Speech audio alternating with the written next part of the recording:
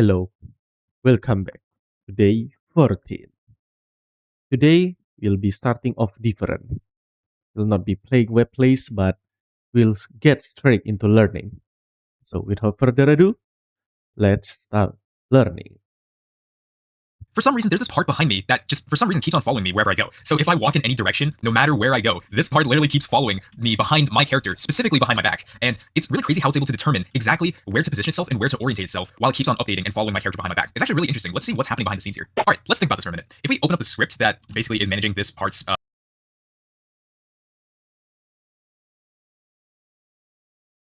Keyframes?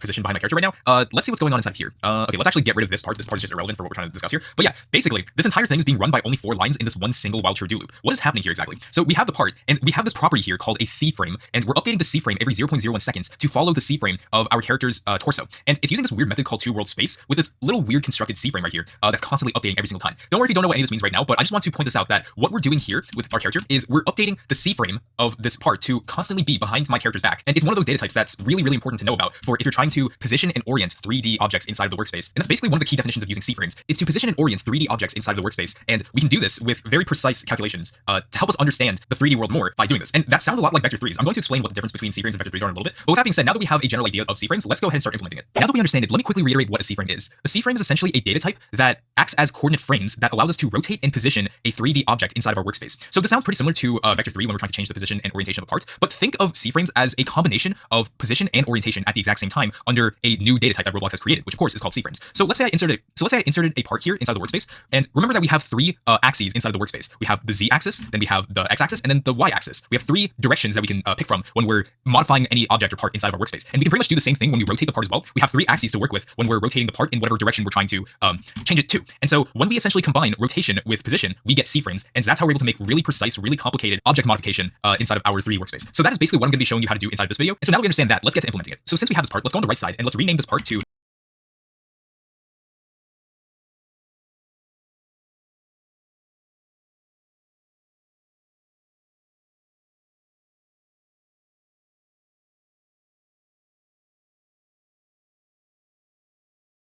Nothing about C-frames.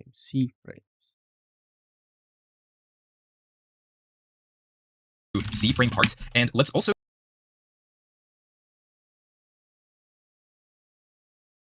change the size of this part to 4 by 4 by 4, and then let's change the brick color to probably some sort of blue, like really blue. All right, so now we have this part, and also what we're going to do is make sure to check the anchor property as well. So now that we have that, what we're also going to do is change the position of this part to its origin, which is going to be 0, 0, 0. So you can find that under here in the transform C-frame property right here, and now it should be over here. So now that we have this,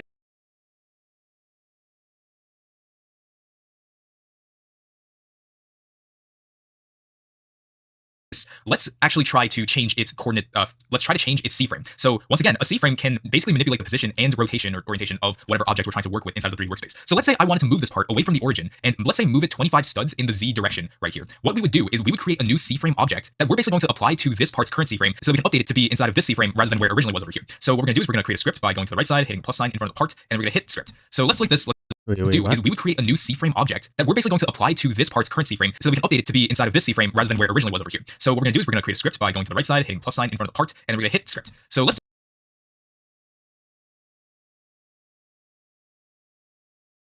like this, let's make reference to our part by saying local part equals script.parent. And so now what we're going to do is we're going to create a new C-frame object. And the way this is going to look is this is going to use a constructor for it. So we're going to say local new C-frame equals C-frame.new, open and close parentheses. And you remember how for the position coordinates that we're trying to change, new C-frame equals C-frame.new, open and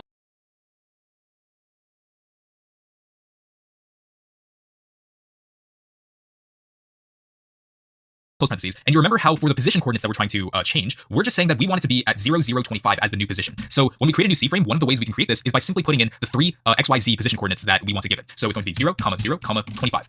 So this is going to be the new C-frame that we want to update this part's current C-frame to by doing so down here. So let's drop 2 lines, and now all we need to do is say part.C-frame equals new C-frame.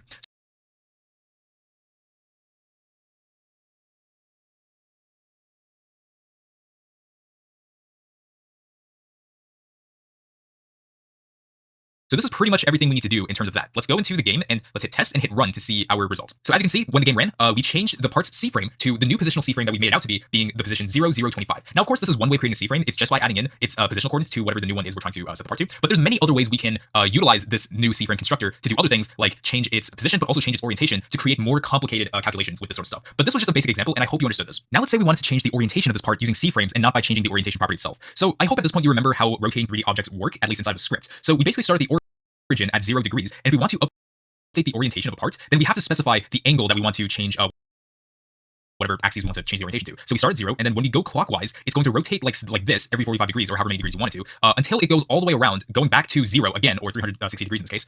So with this in mind, we're able to create a C-frame and change this for ourselves inside of the scripts that we're trying to change the part's orientation to. And I'm going to show you what that looks like using C-frames. So let's go inside of our script, and what we're going to do is we're going to comment out this previous new C-frame, and we're going to create a new C-frame right here. And what we're going to do on the right side is we're going to use a method from C-frame called CFrame.angles. And this is basically what it's going to look like. So we're going to say CFrame.angles, make sure it's in its uppercase.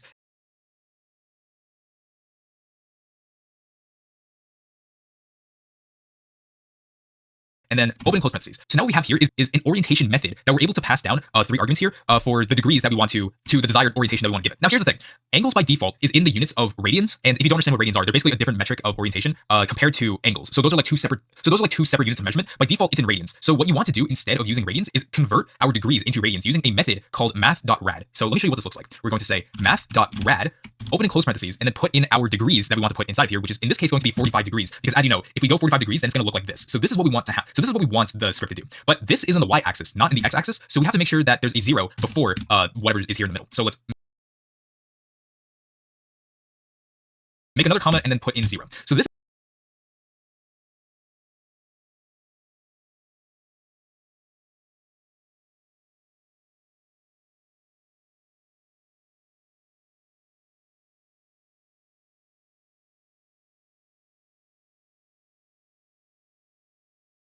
is basically our new orientation C-frame exclusively. CFrame angles.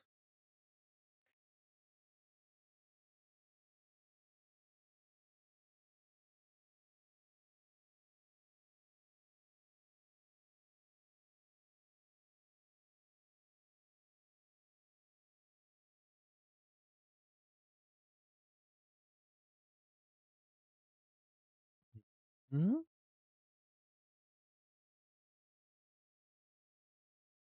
This is specifically for orientation, not for changing the position of the C-frame. This is one way of writing the new orientation C-frame. So let's go into the game and hit run to see what happens. All right, and as you can see, the part is now rotated 45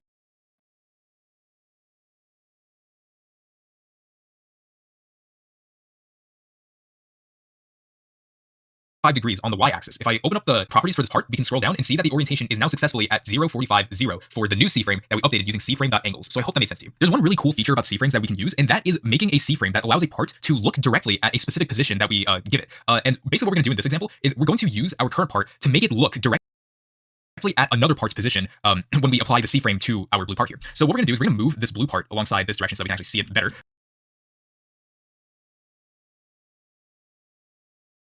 Let's also add in a decal in front of this part so that we know that the front is facing in the right direction. And what we're going to do is we're going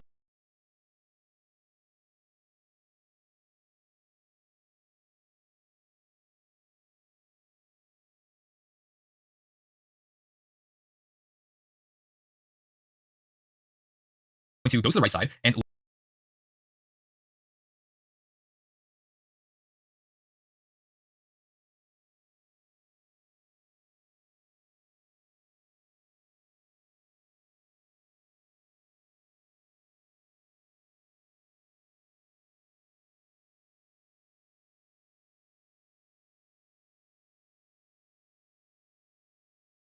let's right click, duplicate, and let's move the part over here, and let's rename this part to look part.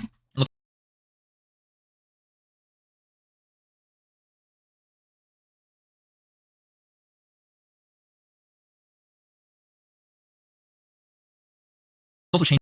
Let's also add in a decal in front of this part so that we know that the front. What we're going to do is we're going to move this blue part alongside this direction so that we can actually see it better. Let's also add in a decal in front of this part so that we know that the front is facing in the right direction. And what we're going to do is we're going to go to the right side and let's right click, duplicate, and let's move the part over here.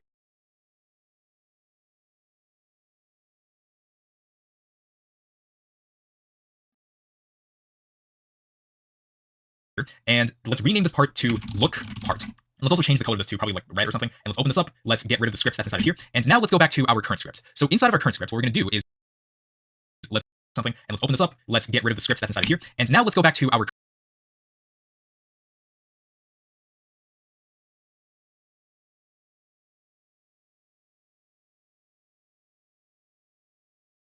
current script. So inside of our current script, what we're going to do is let's uncomment out this part here, and let's also comment out this too. So what we're going to do now is make reference to the look part. We're going to say local look part equals workspace colon wait for child look part. And basically what we're going to do is we're going to create a new C-frame that has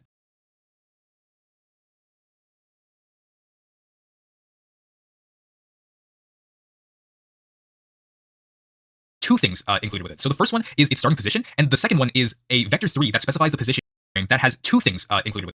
Workspace colon wait for child look part. And basically what we're going to do is we're going to create a new C-frame that has two things included with it. So the first one is its starting position, and the second one is a vector3 that specifies the position of the part that we're trying to look at. So what this will look like is we're going to first write our starting position vector, our starting position, also known as a vector3 value. We're going to say local start position equals part.position, and then what we're going to do is we're going to specify the position that we're trying to make the part look at. So this is where look part comes in. We're going to say local look position equals look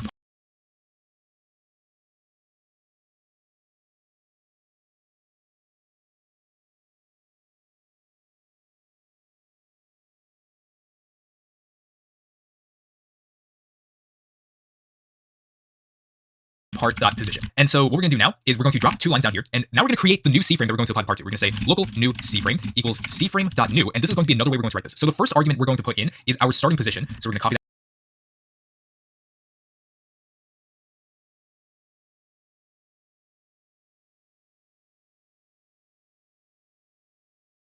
and paste into here. And then it's going to be another vector3 value, which is going to be the look position of our look part. So we can put that in here. And this is basically our new C-frame right here. So if we drop two lines down here, say part.C-frame equals new C-frame, we now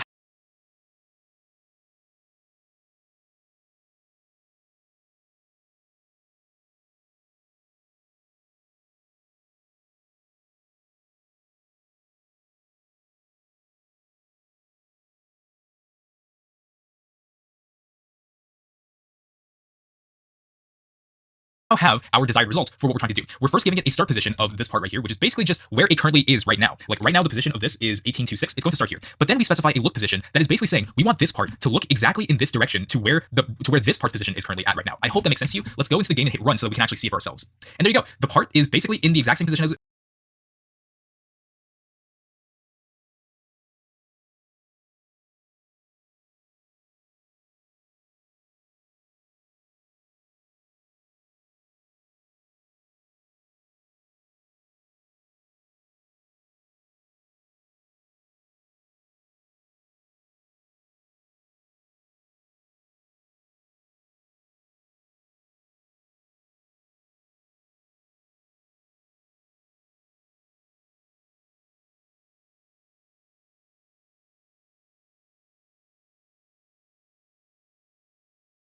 as it was, and it's now looking directly at the position that this part is in. So this is a really neat feature we can use with C-frames. And so I hope this part has allowed you to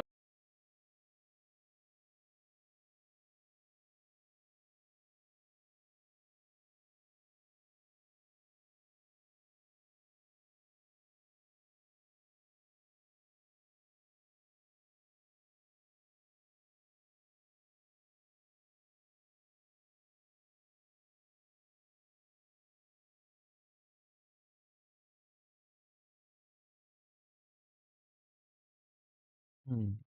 What is the difference of C-frame and origin? I don't understand.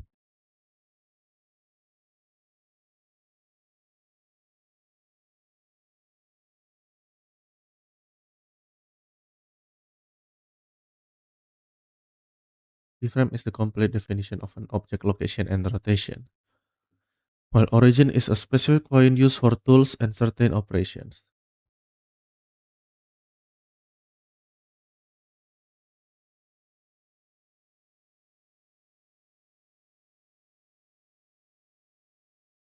Coordinate frame. How it is oriented in 3D world. The object location in world space. X, Y, Z, okay.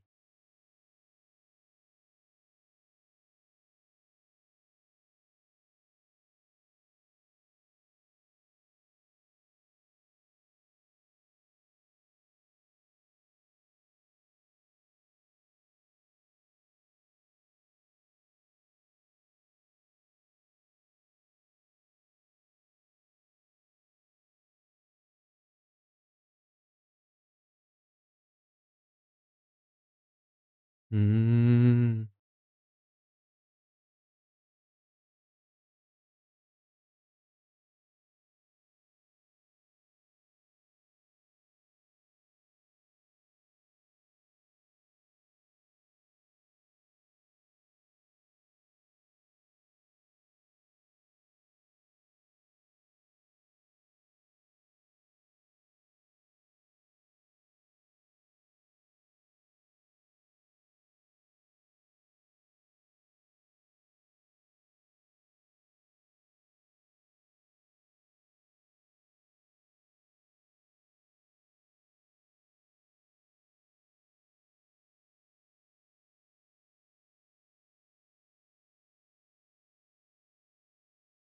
Origin is pivot point.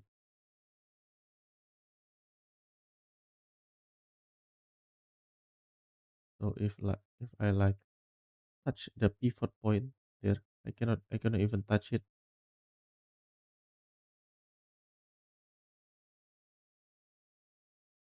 Origin. Wait, that's not a pivot. There is a pivot here. Origin is the part pivot point. Hmm.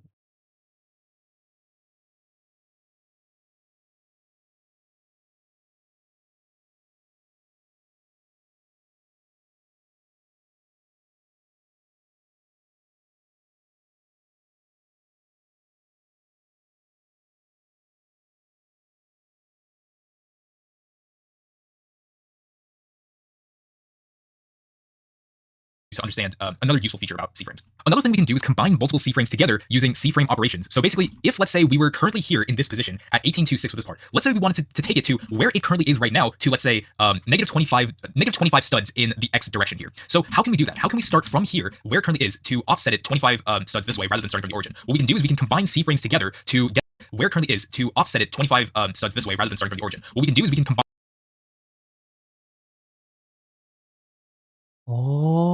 C-frames. We start from here, where it currently is, to offset it 25 studs this way rather than starting from the origin. What we can do is we can combine C-frames together to get the result that we want to when we're offsetting a part's C-frame. So what we're going to do is we're going to go back into the script. Let's comment out everything we've done up until this point so far, and let's drop 2 lines at the part's C-frame. So what we're going to do is we're going to go back into the script. Let's comment out everything we've done up until this point so far, and let's drop 2 lines at the very end down here.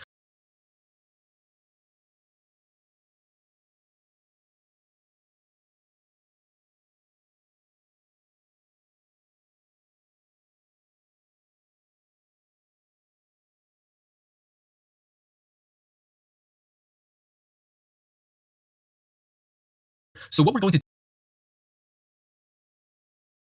do is we first need to get the current C-frame that the part is already in right now. So what we're going to do is we're going to say local part position equals part.position. Next thing we're going to do is we're going to create a new C-frame using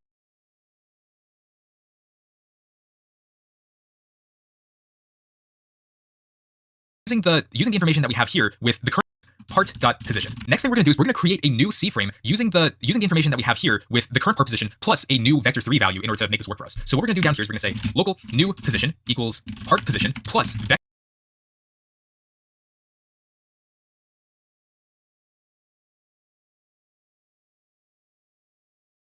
vector3.new open and close parentheses -25 comma 0 comma 0. And finally what we're going to do is we're going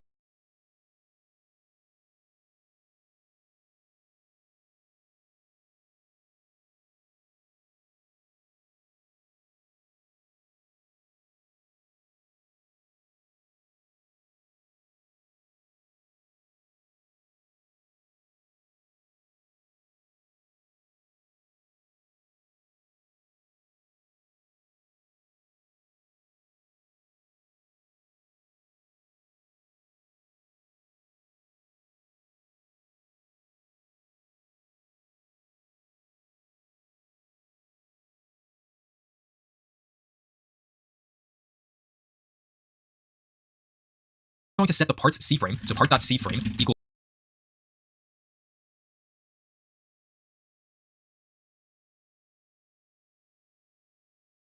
a new C-frame, because what we have right now is a combined vector3 value. What we're going to say is C-frame.new open and close parentheses new position. You have to make sure that you wrap this new position inside of a C-frame, otherwise we're going to get a mismatch error because we're .new, open close parentheses, new position. You have to make sure that you wrap this new position inside of a C-frame, otherwise we're going to get a mismatch error because we're not trying to make this C-frame equal to a vector 3. That's why it's very important to change this into a C-frame. Okay,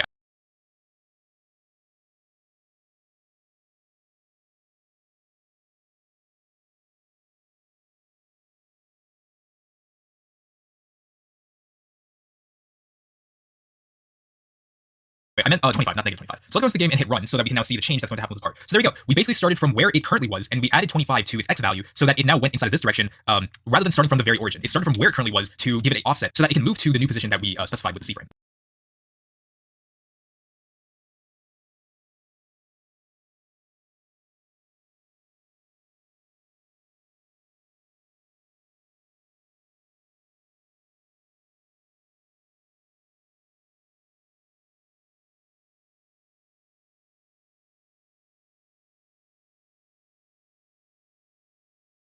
So that's pretty much how you make an offset origin. It started from where it currently was, and we added 25 to its x value so that it now went inside of this direction, rather than starting from the very origin. It started from where it currently was to give it an offset so that it can move to the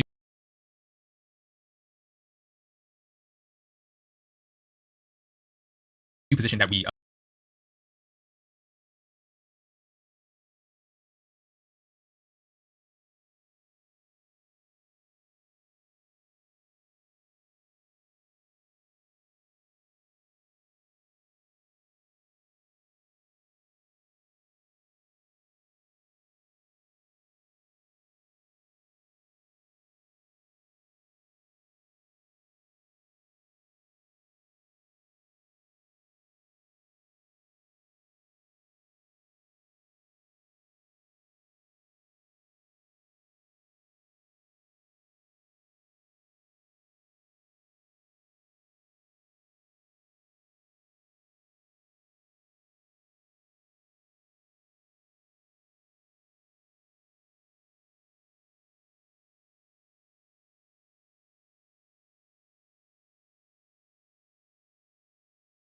Hmm?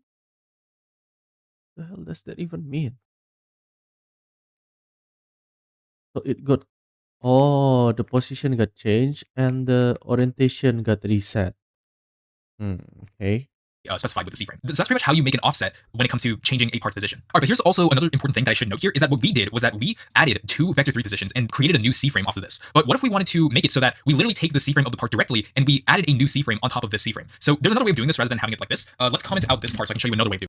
Two vector 3 positions and created a new C-frame off of this. But what if we wanted to make it so that we literally take the C-frame of the part directly and we added a new C-frame on top of this C-frame? So there's another way of doing this rather than having it like this. Let's comment out this part so I can show you another way of doing it. So what we're going to do down here is simply say part.cframe equals part.cframe. So we're literally just taking the exact C-frame that this already is in, and we're going to add another C-frame on top of it. But here's the very important thing to know about. We're not adding C-frames necessarily. We're multiplying C-frames to other C-frames, and that's essentially how you top of it. But here's the very important thing to know about. We're not adding C-frames necessarily. We're multiplying C-frames to other C-frames, and that's essentially how you quote unquote add C-frames. It's a very important distinction to know about with C-frames that are not the same way of doing with vector 3 values. So here we can create a new C-frame data type to add on top of the part C-frame by saying C-frame.new, open and close parentheses, 2500. And this right here basically acts exactly the same way as we did up here. Rather, the difference here is that we combined C-frames rather than combining vector 3 values. So if we go to the game and hit run, we should get the exact same result as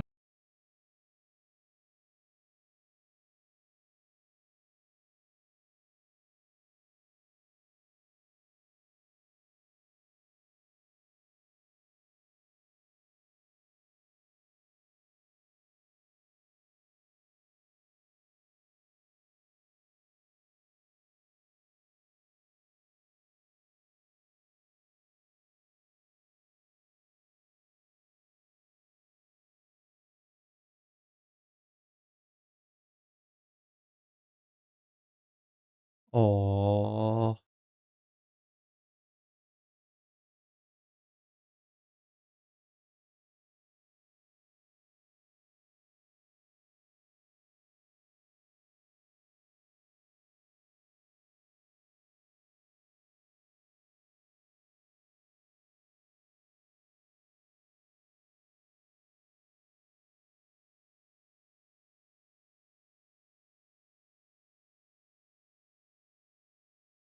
we did when we combined positional values rather than C-frame values. So I hope this made sense.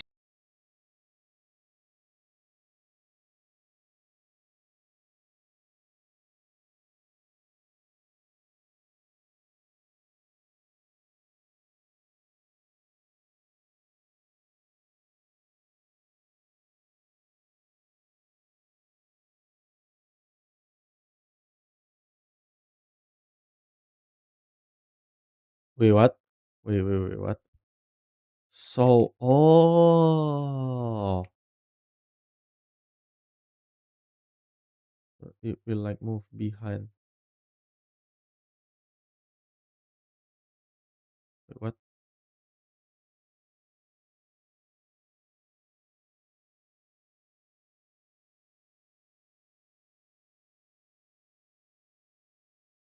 It doesn't move.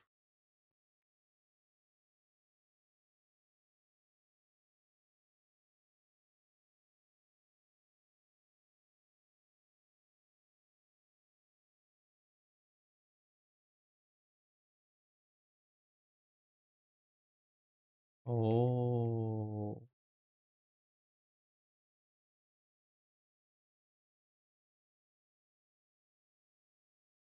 C frame part.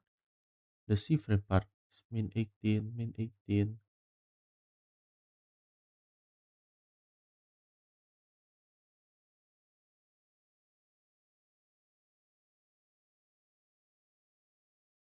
Wait, why?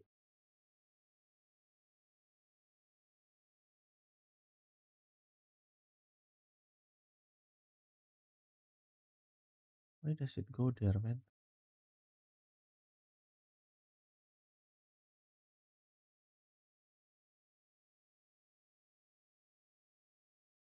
Huh?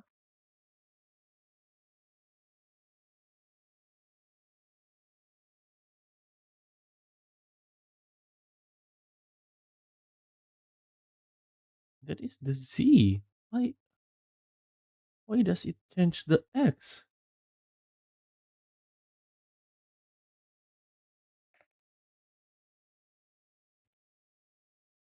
Oh, my OBS just crashed twice in a row. I don't know why.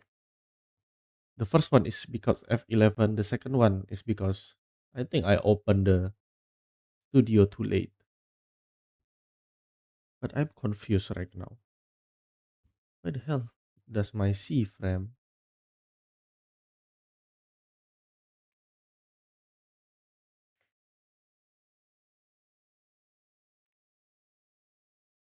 If I put it to 25, what will it do?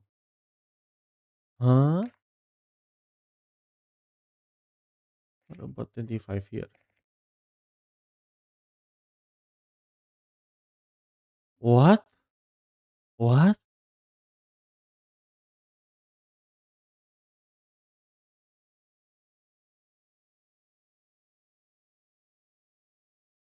That that that doesn't make sense, man. That just doesn't make sense.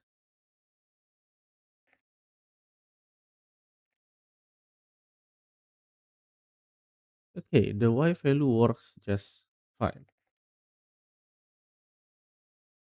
Okay, so I have the C frame, right? What the hell does that even work?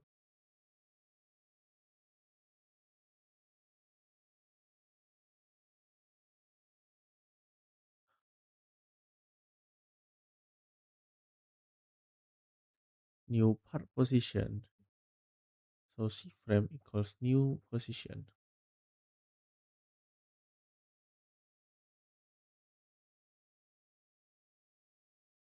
Dang, I don't understand, man. Exactly the same way as we did up here, way of doing with vector 3. Open and close parentheses, frames, rather than combining vector 3 values. So if we go into the game and hit run, we should get the exact same result as we did when we combined positional values rather than C-frame values. So I hope this made sense to you as well, and we should top up taking that's pretty much how you make an offset from where it currently. Okay, wait, I meant 25, not negative 25. So let's go into the game and hit run so that we can now see the change that's going to happen with this part. So there we go. We basically started from where it currently was, and we added 25 to its x value so that it now went inside of this direction, rather than starting from the very origin. It started from where it currently was to give it an offset so that it can move to the new position that we specified with the C-frame. So that's pretty much how you make an offset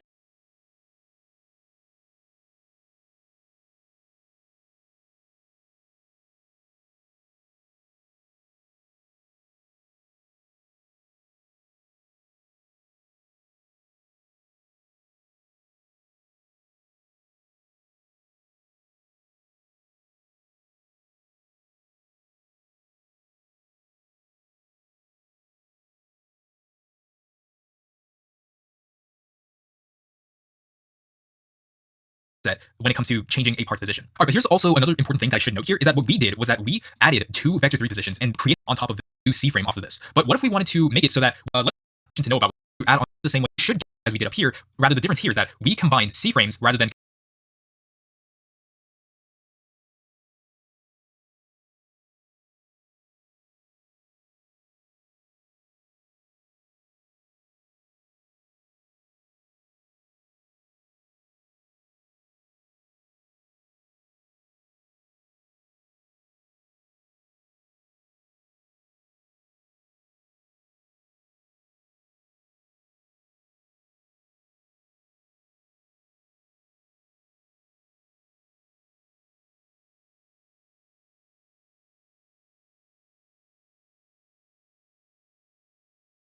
I need to go to the toilet soon. So the orientation is back to 0. Okay, I see. It only changed the position. combining vector C-frame values. So I hope this made sense to you as well. Like I said, one important distinction to know is that when you're combining C-frames, you use the multiply or the asterisk symbol instead of adding it, because adding is a vector 3 property, not a C-frame property. All right, so this next part's going to be a little complicated, so Okay, toilet break. Hello guys, I'm back. I forgot to record, but I already understand the bug. So this is moving according to our orientation. So for example, if we are moving it right here, right, it move the X, right? It move the X, and the front part of this thing. Wait, how can I see the circle? So if I move it to X, then it moves to X. But if I rotate it, the X will still be there, right? Like if I rotate it like here, yeah, I mean this one, the X will be here, so it goes there. Ah, I understand it now. I understand it now. But what is this circle doing there? Say in the front, right? The front is the Z. I just knew that. Oh yeah, X, Y, Z. Oh, Z is the front. That makes sense. That makes a lot of sense. So, if I wanna make it look, I wanna make a C frame, I just do this. Oh, but if I make it like that, will it look? Wait, what part? Wait, there is no look part. Script.parent, yeah, that's true. Look part position, new C frame. Wait, not new C frame, right? Oh, it should be here.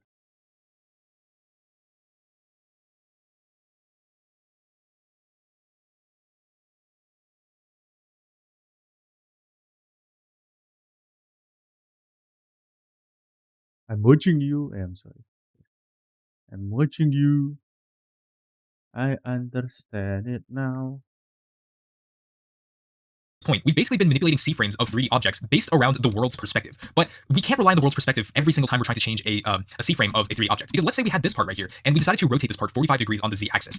What we want to do is, if we want to further make changes to the C-frame, then we would have to make it relative to whatever the orientation and position this part is already in. Because now, ideally, the X, Y, and Z axis should be facing this way relative to what the orientation and position already is. But that's not the case here, because if we're doing this based solely around the world's perspective, the X, Y, and Z axis is still looking like this. But what we want to do is make it look like this instead, relative to the current position and orientation of the part. Oh, by the way, if you're wondering how I'm able to change the relative and global axes, I basically hit down Control L. I think it's Command L on Mac. But now what we're doing is we're setting up its local axes to be able to change this stuff. But if we want to change it back, we can just hit Control L again. So now it's in the world's perspective and not the relative part's This is what I'm missing. Yeah, so yeah. I hope that analogy made sense to you, understanding the difference between local and relative, or global and relative C-frames, because that's what we're going to try to do with this example. We're going to try to change it based on its relative C-frame, not the global C-frame. So let's say we want to change the relative C-frame of this to move -5 studs on the Y-axis in this direction. What we're going to do is we're going to go to our script, and we're going to use a method that C-frame has provided to us called toWorldView. So this is what's going to look like. Let's drop 2 lines down here, and let's say part.cFrame equals part.cFrame. So we're taking the exact same C-frame that this part is already currently in, and we're going to use a method called : toWorld space, open and close parentheses. And what we're going to do here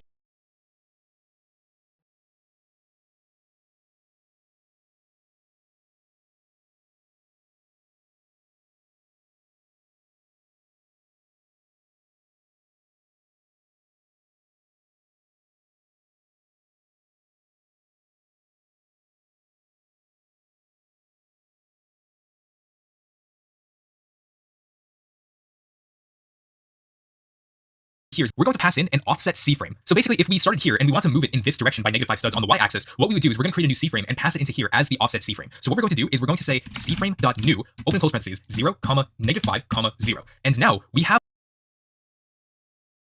our relative position where the part currently is, and we're going to give it an offset of Oh, that's what I'm going to do. I understand it now. So it is like that. It's like that. If I do this, and if I make it -25, but I rotate it here, it will go to the right. But, if I do this, and put like the frame here, it will move according to the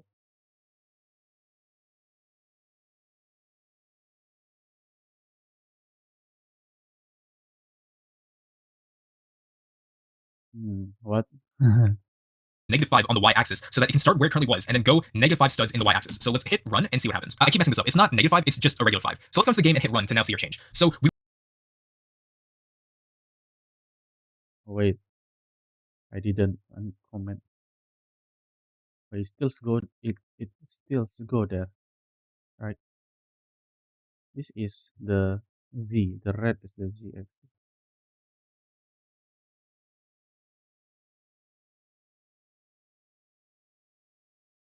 Like that.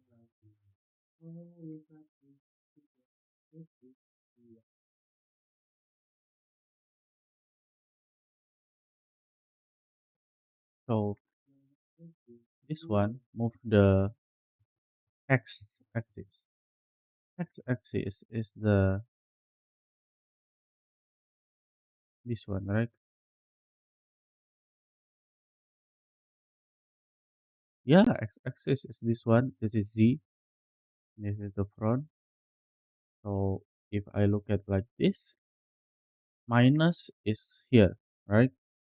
-25 is there. And this is the X axis. Oh, this move according to the workspace. Wait, what about if I rotate it like this? Like if I make it like this, it move. Wait, it already. Oh, this doesn't change the orientation. Yeah. I understand.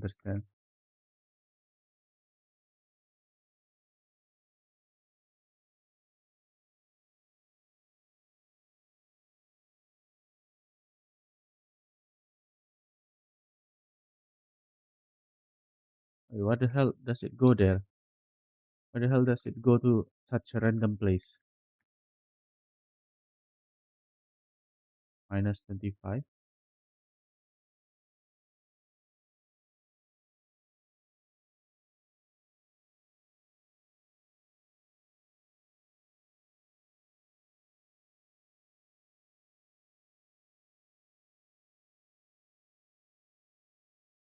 Oh, this is the Z.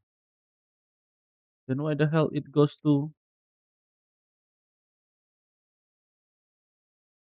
X, Y, Z?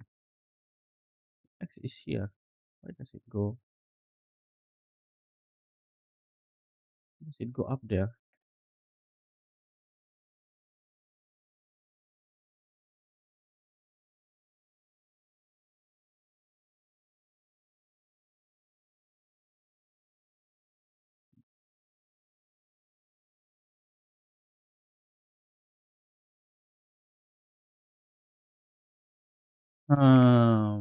If I times it, it move. It already move according to the. This is the X. Okay.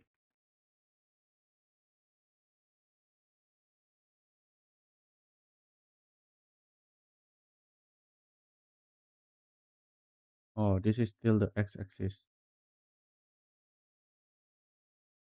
Oh yeah, that's right. It should do the same thing. Okay.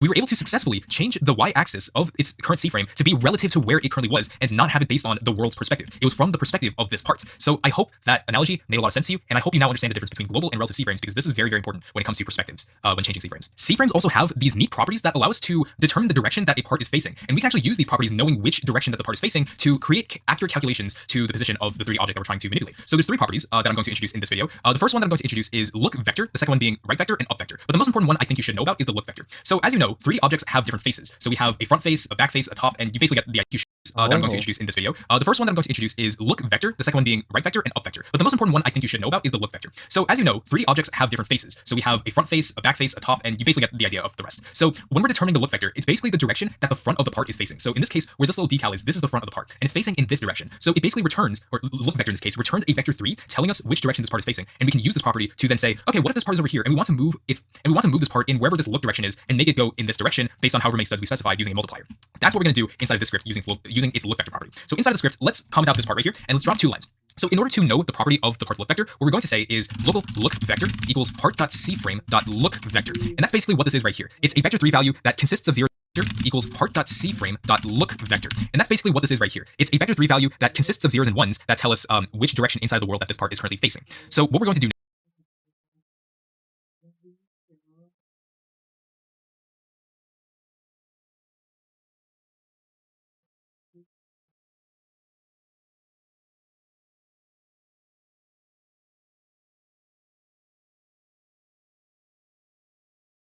Look vectors. Look vector. Should I'll try to blender look vector.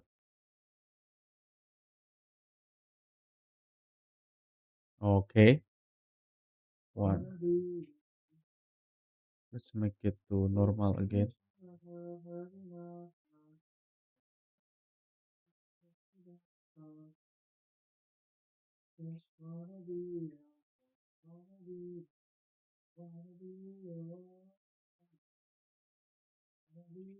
One to zero.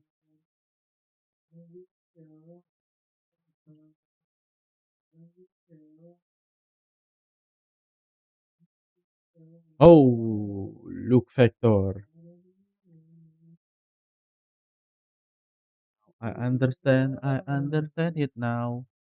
I understand it now. I understand it now. Dang, there is a lot of thing I can do with this thing. now is we're going to take the part's current position and specify its look vector and use a multiplier to then tell us to make it go in this direction with however many studs we decide to give it. Because if it's facing in this direction, it's going to give us a value of 1, and we can use a multiplier to specify how many studs we want it to move this way. I think you'll see what I mean when we actually get to scripting this. So let's go back to our script. Let's drop two lines down here. And how this is going to work is we're going to say part.position equals part.position plus, and we're going to wrap this around in parentheses. We're going to say the look vector. And now what we'll do is we're going to add in a multiplier for this, to this look vector by however many studs we want to give it. So in this case, if we want it to go, let's say 25 studs this way, then we're going to go back to our script and we're going to multiply this by 25. So now we have the part's position be inside of its current position.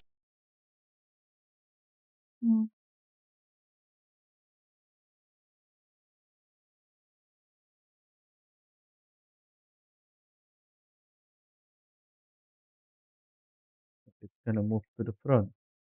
Wow, okay. Plus the look vector that this part is currently looking at and multiplying it using however many studs we want to move inside this direction. So let's hit run and see our result. So as you can see, the part moved from wherever the part's direction was looking with its look vector, and it multiplied by 5 studs going this way. And this is basically the desired result that we got from specifying its look vector and having it go inside of the direction that we wanted it to go with the specified number of studs. We can basically do the same thing with its right vector and its up vector, the right side being this, and then the up vector being the top part of the object. So we can go back to our script, and instead of making this the look vector, we could just make this the right vector. So instead of look vector, we can just say right vector, and then we can change the variable name to right vector, and we can change that like so over here, and we can go into the game and hit run, and this will basically do the exact same thing like so, and we can change the variable name here to up vector, and we can change that here. So let's hit run, and then what should happen is it's going to go up 25 studs in the up direction as expected, like so. So that is basically the introduction to some of the C-frame directional properties that you can use to help you make accurate calculations when it comes to this stuff.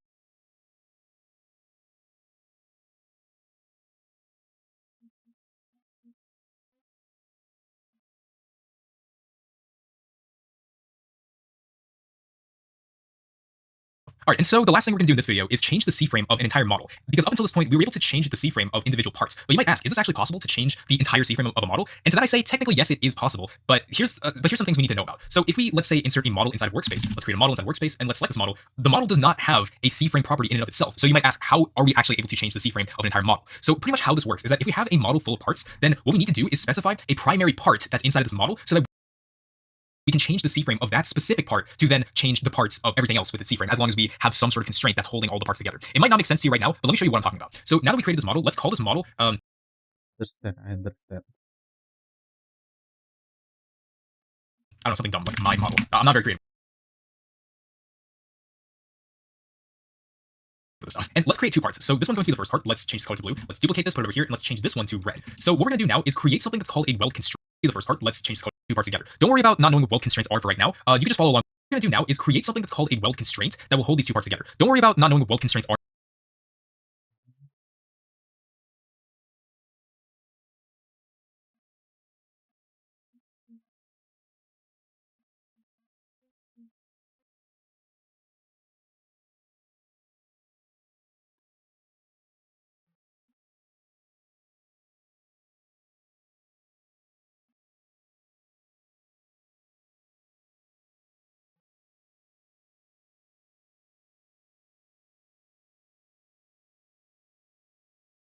For right now, you can just follow along what I do. So when we hit the plus sign, let's insert a weld constraint, and let's click this, and there's going to be two properties, part 0 and part 1. Let's make part 0 our current part, and then let's make part 1 the other part that we're trying to hold together. And there's going to be two properties, part 0 and part 1. Let's make part 0 our current part, and then let's make part 1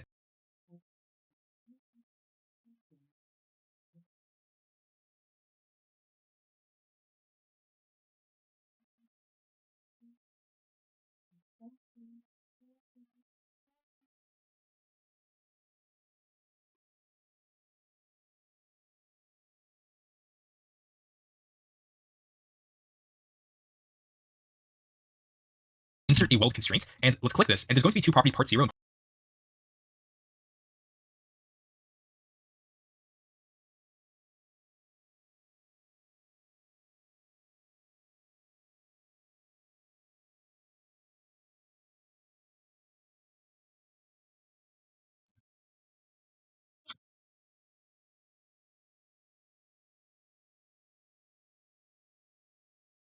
What? What does it say?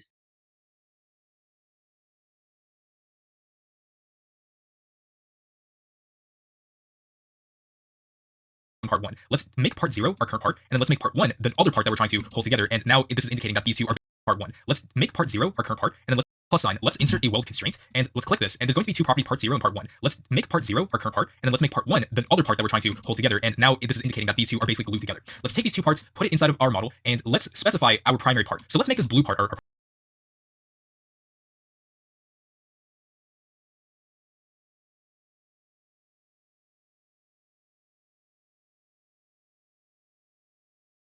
It's welded together.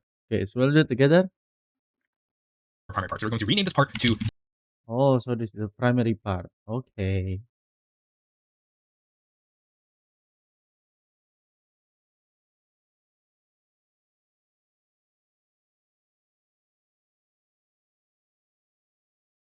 primary part. And what we're going to do is select our model, and there should be this property called primary part inside pivot. Let's select this, and let's select our primary part. And what we're going to do is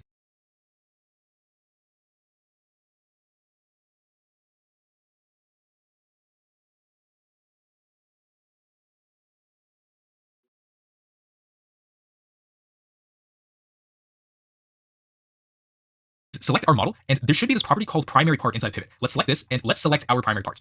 So now what we're going to do is insert a new script inside of here by hitting the plus sign, creating script. So let's make reference to our model by saying local model equals script.parent. And now what we're going to do is get our primary part C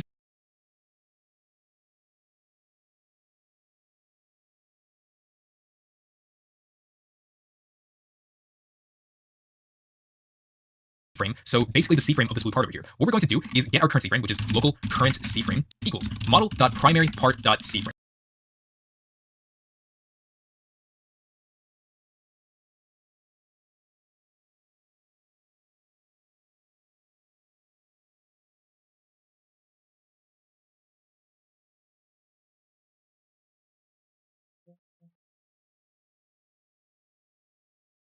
So now that we have this, let's change the C-frame of the specific primary part that we have in mind. So what we're going to do down here is we're going to say model.primary part.cframe equals current C-frame times C-frame.new, and we'll just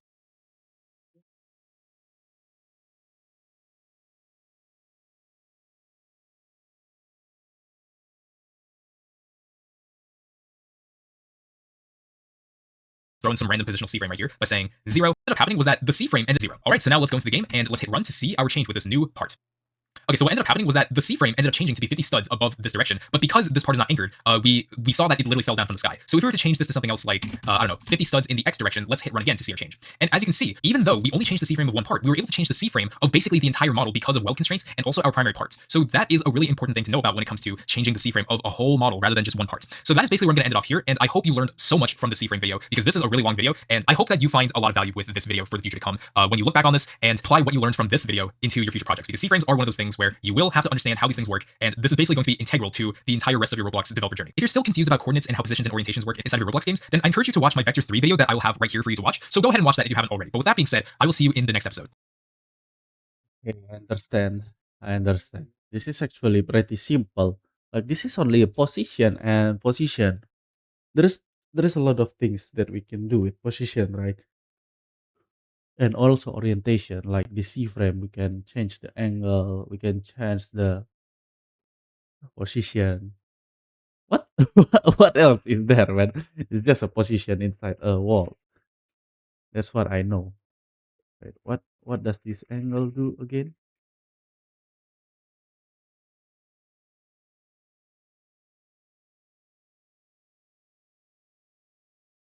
What is this angle do again? Angle. New C frame equals.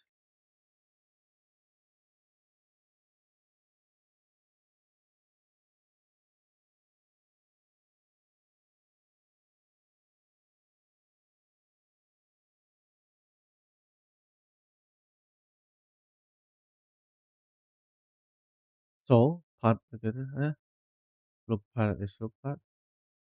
So this is a C frame, right? And I wanna apply the C frame by doing part dot C frame equals new C frame. Should be here.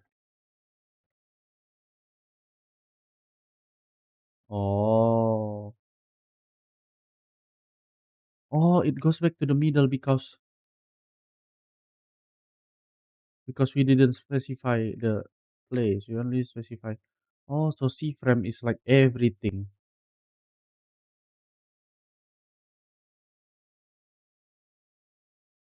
Oh, so I can make it like this too. What will it do? What will it do? What? Oh, it has a new C frame.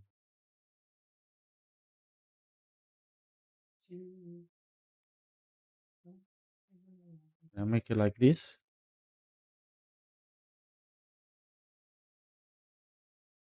Wait, what? Oh, it changed back. Gonna make it like this.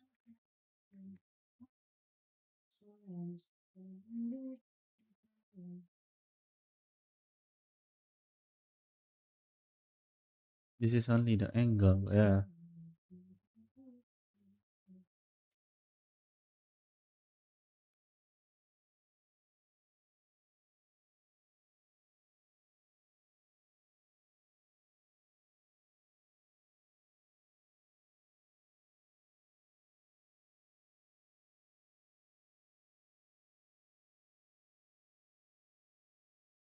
Dots new. Text in three number. Okay. It text in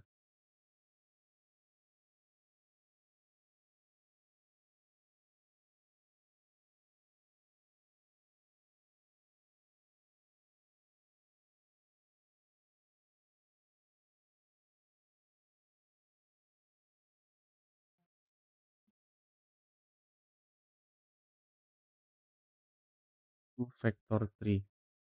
Oh, so this is what it is. This is a factor three because position a factor three. Two factor three will max into looking at. Okay.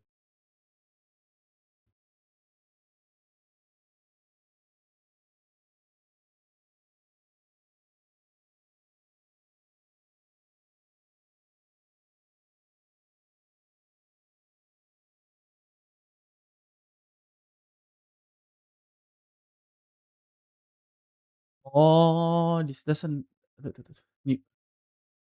So if I do this, this is the position and this is the looking.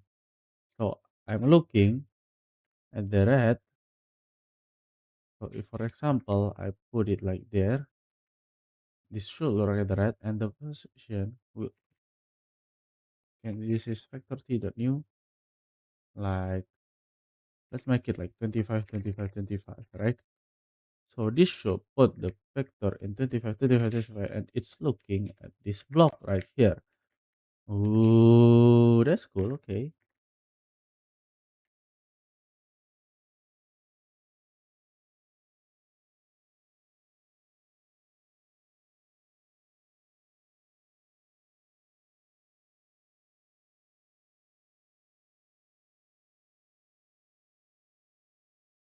I understand. I understand. Wait, no. For some reason, there's this part behind. Okay, so I'm gonna stop recording for a while. You guys. Hello, guys. I'm back. So I've been going into this Brawl Dev Discord, and then I see a lot of people learning. It's really nice to see like people learning new stuff, and then it really shows like how I understand this and that thing that people explain, right? And it makes me feel like, yeah, I'm progressing. I used to don't know like a lot of things, right? And after 14 days, yeah, this is the 14 days. I know like a lot of things. Like I wouldn't say like my progress is fast. I would say like my progress is just it's just yeah, it's just so. It's normal because I spend like probably like 1 or 2 hours learning a day. And I don't think it's enough. I think I need to spend more time learning to actually finish this fast. But just remember that like fast is not the main point here. Like the main point is to actually understand what you're learning. So that's why I spend like a lot of time in one of each video. I try to really understand what's happening around the script. So that's what I've been doing, and I'll continue doing it. So I'll continue learning. Let's go. There is a button here, and I sure Wait. am tempted to press it. All right, let's see what happens.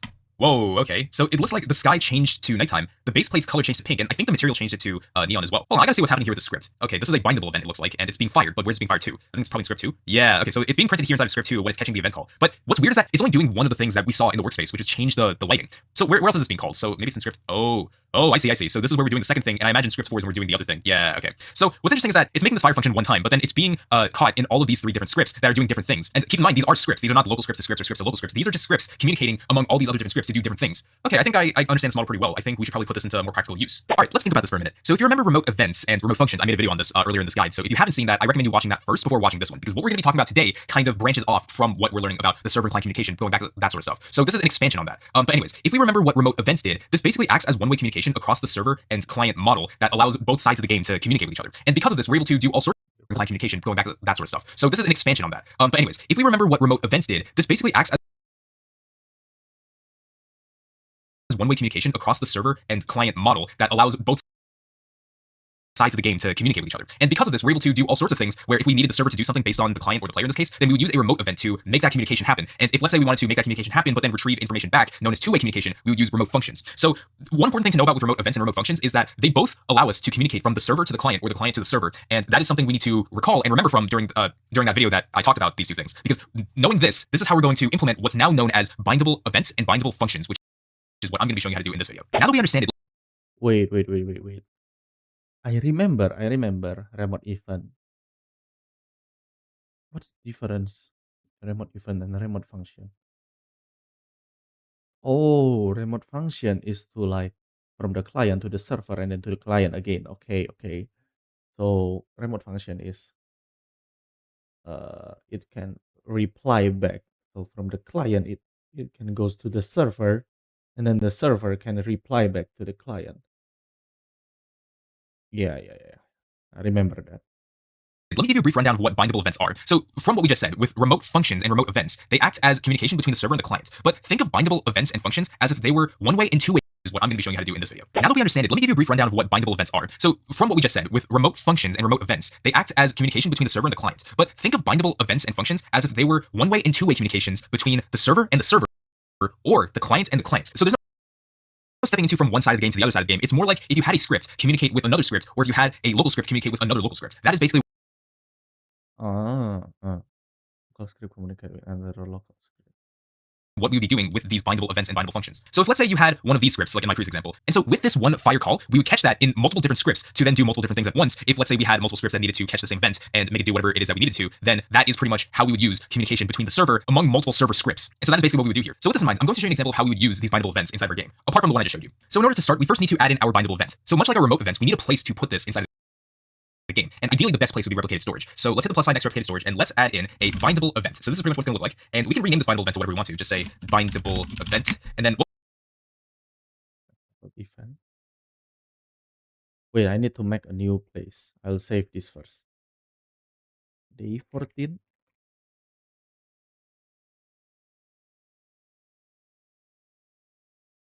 CFrames.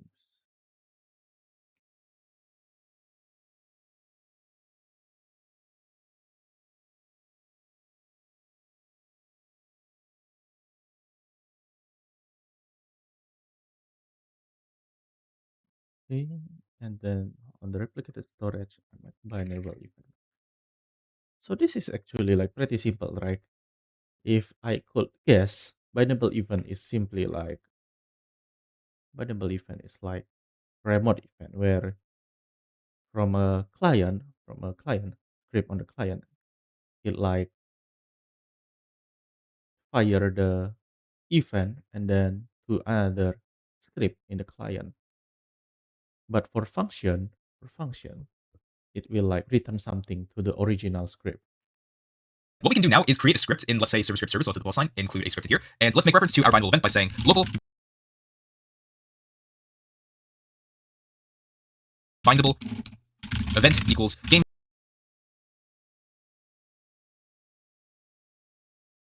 dot replicated storage colon wait for child bindable event. So now that we have reference to our bindable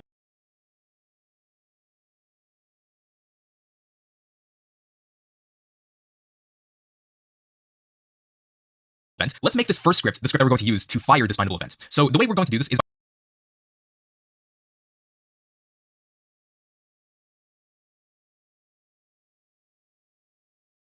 by simply saying bindable event colon fire open and close parentheses. So this is basically how we're going to fire this bindable event so that we can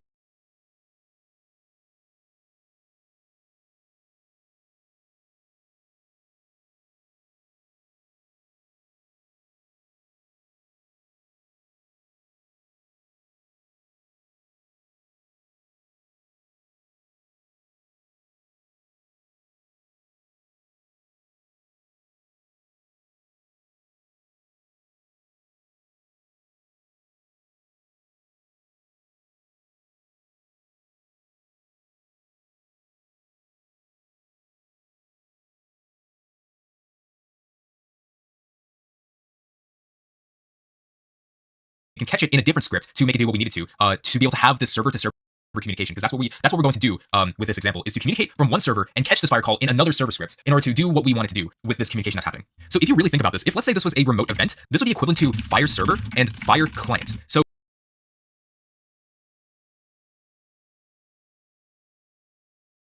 this fire event is, so this fire function is basically the same thing as fire server and fire client, but this time we know that we're communicating from one side of the game, so we don't need to add in this fire server or fire client name to it. We can simply just say fire no matter where we are, whether we're in the server or whether we're in the client, using these bindable events. So that's important. So that's an important correlation to note there. Now that we have the fire function, let's catch it in a different script. So on the right side, let's rename this script to bindable, and then let's insert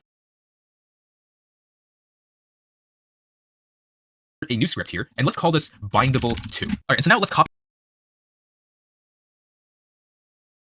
our reference to the bindable event from the previous script and put it inside here. So let's drop 2 lines. So now what we're going to do is catch this fire event, catch this fire function call into an event. And the way this is going to be structured, and this is pretty important, bindable event is an instance, it's not an event itself. Event is catch this fire function call into an event. And the way this is going to be structured, and this is pretty important, bindable event is an instance, it's not an event Yeah, that's true. itself. So the way we're going to get the events is by simply saying bindable event dot event. So this right here is the actual event that we're trying to connects the fire function call to, not the bindable event instance. So that's important to know about.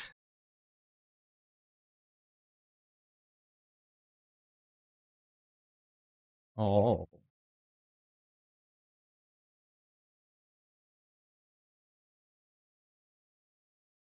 Then what we're going to do is say colon connect open parentheses function open and close parentheses enter. And so now what we can do is just do something random here by saying bindable has been fired, and there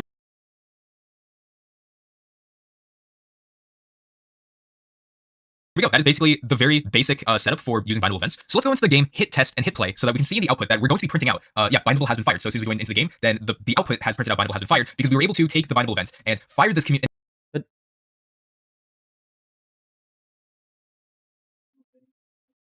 Ini ada lihat itu update-nya udah selesai. Udah.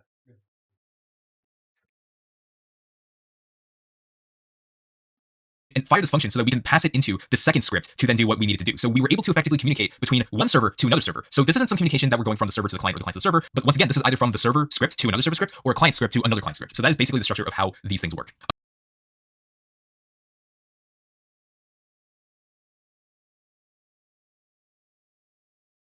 Another thing we can do is add multiple arguments to this bindable event. Now, here's the interesting thing about bindable events that make it stand out from remote functions and remote events. So you know how when we're specifying fire server and fire client, and we use on server event and on server and on client event to give us automatic arguments.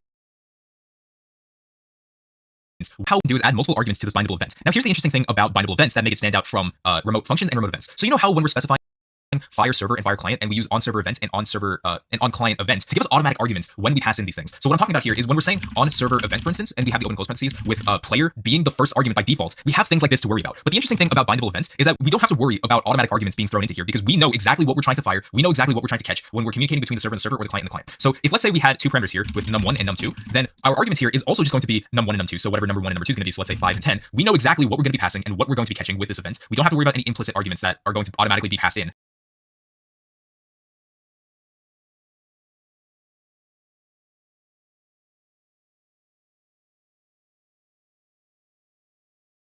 Just randomly. So then what we can do is we can pretty much say print num1, let's say num1 plus num2. That's going to be 15. So if we go into the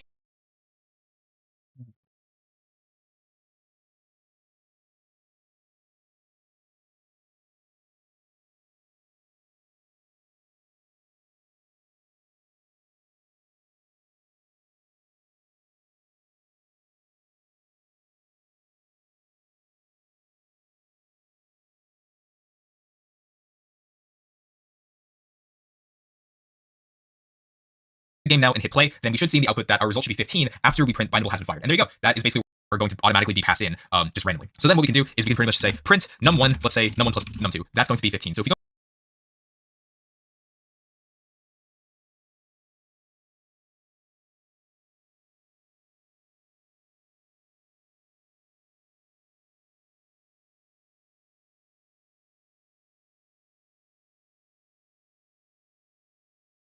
and 10, we know exactly what we're going to be passing and what we're going to be catching with this event. We don't have to worry about any implicit arguments that are going to automatically be passed in just randomly. So then what we can do is we can pretty much say print num1, let's say num1 plus num2. That's going to be 15. So if we go into the game now and hit play, and we should see in the output that our result should be 15 after we print bindable has been fired. And there you go. That is basically working as intended too. So that is how you add arguments to these bindable events and also bindable functions. But we'll get to that in a little bit. All right, so now I want to show you something interesting that you may or may not have seen before, and that is handling multiple ambiguous arguments. You might ask what that means. Okay, so I want you to put things into perspective. So up until this point, when we've been writing these event functions, they have a specific number of parameters, and because we have a specific number of parameters, we have a specific number of arguments. So num1 and num2. So we have 5 and 10 when we're actually firing this event. So there's actually a really interesting concept that we can apply to accept as many arguments as we want. If let's say we had this script bindable 2 that catches this bindable event, and let's say we had bindable 3 as a whole new different script that can accept as many arguments as we want to then do what we needed to this bindable event. And let's say we had bindable 3 as a whole new different script that can accept as many arguments as we want to then do what we needed to do specifically for these scripts, knowing that we have passed in these multiple different arguments put together. This is what's called ellipsis according to Roblox. And this is essentially saying that if we pass in as many arguments as we want, like let's say we have 4, 2, and 9, these are 5 arguments, but this only takes in 2 parameters. The way we can do this is we can delete these parameters and simply type in ... And this is basically saying that we can pass in as many arguments as we want and it will not break the script. But here's one important thing to note about with ellipsis is that according to Roblox, it's not fully supportive with ellipsis arguments. So we have to do some sort of like hacky alternative to this to be able to make this work for us. So this is how it's going to work. We need need to put these arguments inside of a table. So the way this is going to work is let's delete this print statement right here, and let's make a table. Let's say local arguments equals open and close hard brackets, and then inside of here we're going to put dot dot dot. And this is basically going to show us all of the arguments put inside of this table. So if we literally wrap this in a for loop, so by saying for I comma v in pairs, open and close parentheses, arguments do print v. If we go into the game and hit play, what we should see in the output is all of the arguments inside of the output in its own individual line. So as you can see, we have 5, 10, 4, 2, and 9. Those are the exact arguments that were placed inside of here with this fire function call. So we were basically able to take it over here with this ellipsis syntax, and we were able to put this inside of a table to then loop through this table and check out all of the arguments that we have here. This is how you can take an infinite number of arguments and take whatever arguments you need inside of here to whatever you need the script to do later on. So now let me show you what else we can do with this ellipsis argument with handling all these multiple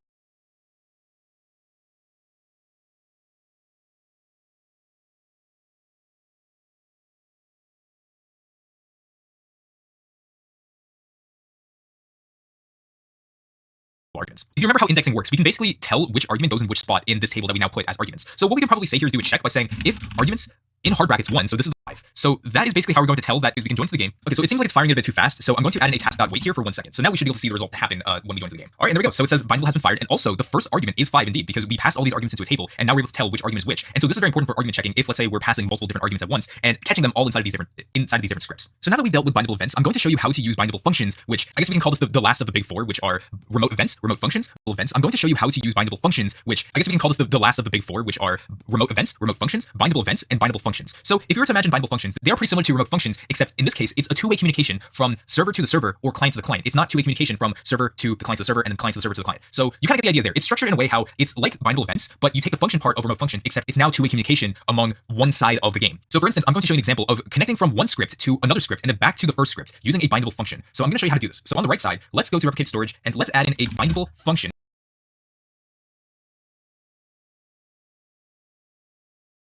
And this is basically what it's going to look like. So we're going to call this bindable function. And now what we're going to do is go into our first bindable script, and we're going to make reference to our bindable function. So we're going to say local bindable function equals game.replicated storage, wait for child, open and close parentheses, bindable function. So now we have our bindable function. We're going to copy this reference and paste it into our bindable2 script as well. So now let's go back to our first bindable script. Okay, so now that we have reference to our bindable function, how does this work when we're actually going to communicate to the second server and then go back to the first one? So this pretty much works similar to how remote functions work, and how if we wanted to fire a function and then retrieve information back from the second way communication, we basically put this inside of a local variable. So we can do the same thing here by saying local, let's just say result equals, and then what we're going to do is we're going to say bindable function invoke, open close parentheses.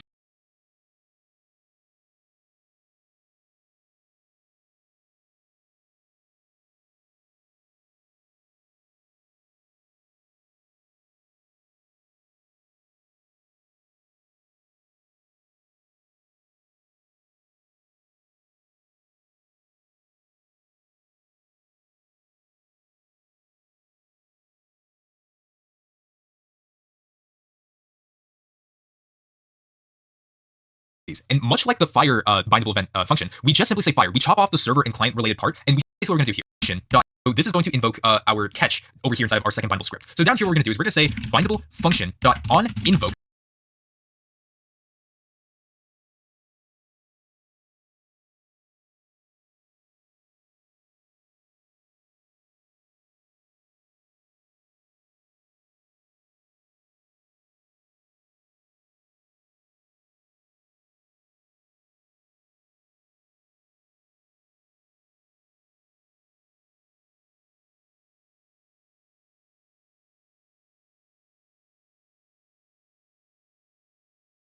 So it's just going to be on invoke, not on server invoke or on client invoke. We just chop those parts off. What we're going to say now is equals function open close parentheses enter, because as you know, this is how the syntax works if we're doing on invoke or on server invoke or on client invoke or anything like that.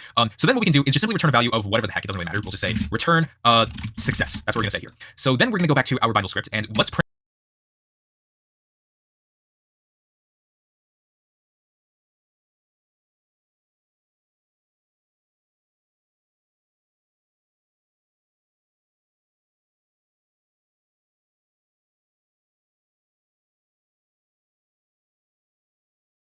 That's why.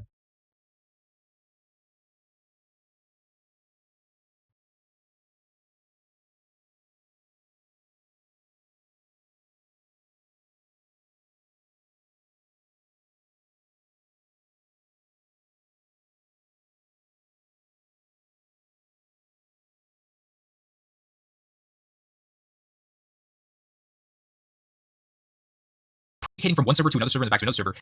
So if we hit run, or if we hit play, then we should see that in the argument, that in the output, it says that it printed success, just like expected, because we got our bindable function, we called invoke, and then we went to our second script, and then we basically said on invoke, we wanted to return success if that was the case, and then we were able to print our result successfully. So if let's say we were passing in arguments in this case, rather than just having it be a blank invoke call, we can pass in arguments by saying, I don't know, two numbers, 2 and 4 this time. So now if we go into our bindable2 script, we can pass these two in as different num1 plus num2, so the bindable event. All right, and so in the output, it returns it as a result. So now we can basically go into the game and see this change for ourselves as well. This is like another thing we can do with this bindable event. All right, and so in the output, we basically printed out 6 because 2 plus 4 is indeed 6. When we passed in these two numbers, brought it into bindable2, it caught it over here and then it returned the addition of these two numbers back into here, and then we printed it as a result. So that's basically how you use bindable functions and passing in arguments into here so we can return it back if we need the result. So very similar to bindable functions, except it's communicating from one part of the game. Now you might ask, what's the difference between these bindables versus module scripts? So let's say I was back into the game and I created a module script inside of here replication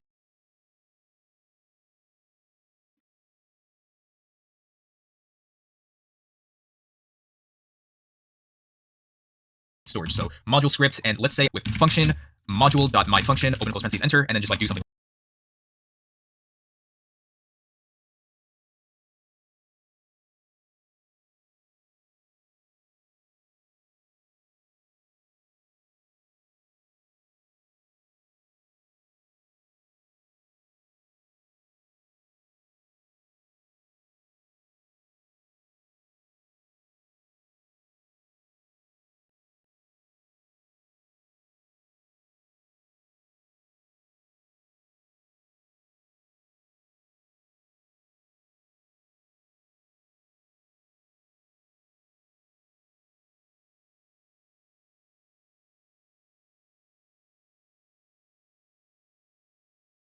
random. So you might ask, like, if we had this instead of using a bindable event, it basically does the same thing, because if we're firing this function to then do something different, we can effectively do stuff in a different script instead of using a bindable event. It basically does the same thing, because if we're firing this function to then do something different, we can effectively do stuff. And let's say with function module.myfunction, open close parentheses, enter, and then just like do something random. So you might ask, like, if we had this instead of using a bindable event, it basically does the same thing, because if we're firing this function to then do something different, we can effectively do stuff in a different script if we decide to call a customized event. But in module script, it's kind of the same thing. If we had a script that, let's say, required this module, and we basically just said module.function, it would do something in a different script and not inside of the same script. So there is a distinction between the two that a module script cannot do that a bindable event can, or a bindable function in this case. A bindable event can catch one fire event for multiple different scripts, but a module or a bindable function, different script and not inside of the same script. So there is a distinction between the two that a module script cannot do that a bindable event can, or a bindable function in this case. A bindable event can catch one fire event for multiple different scripts, but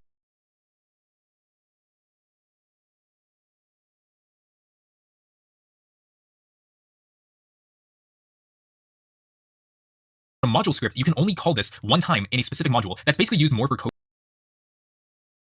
reusability and less to do with script to script communication. Because when it comes to that specifically, bindable events are a lot more powerful because you can use multiple scripts that catch the same fire call in comparison to a module script that you can only just call once inside of a specific command, and then it would just do what it needs to do inside of here. So that is an important distinction between using module scripts versus bindable events that I think you should take into consideration when choosing which one to use inside of a Roblox game. So in summary, the bindables allow us to communicate from one part of the game within different scripts of that same part, of that same side of the game, rather than before when we used to use remote events and remote functions that allowed us to go from the server to the client and then back to the server, or just simply one-way communication of the server to the client or client to the server. So that is basically the idea of what we use remote events and remote functions before in the past. But now what we can do is do it completely different with bindable events and bindable functions that basically allow us to do one-way and two-way communication in the same side. What we can do is do it completely different with bindable events and bindable functions that basically allow us to do one-way and two-way communication in the same side of the server. So if we were to, let's say, communicate from one server to then another server, then that's how we would use bindable events. Or if we want to do from one server to another server and then back to the same server, then we would do bindable events yet again. Then we would do bindable functions in this case for two-way communication. So I want you to just take note of this and practice as much as you can, just applying these 4 different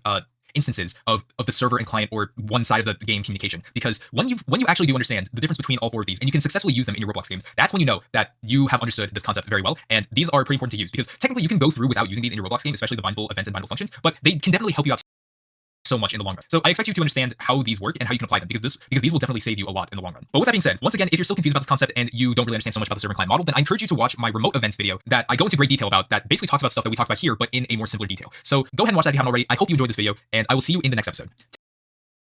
Take care.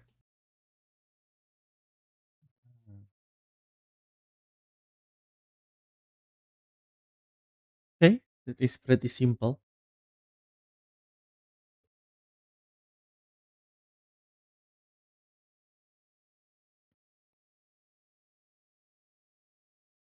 Resting time.